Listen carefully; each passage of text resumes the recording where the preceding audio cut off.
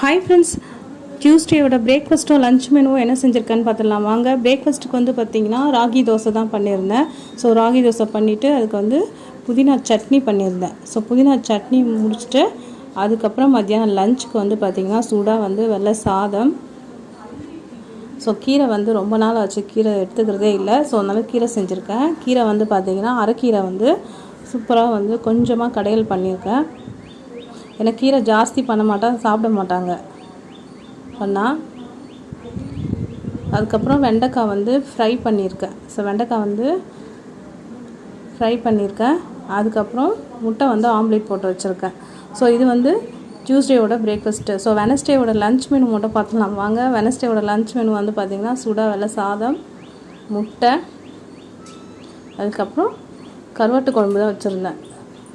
So இது வந்து உருளைக்கிழங்கு முருங்கைக்காலாம் போட்டு கருவாட்டு குழம்பு வச்சுருந்தேன்.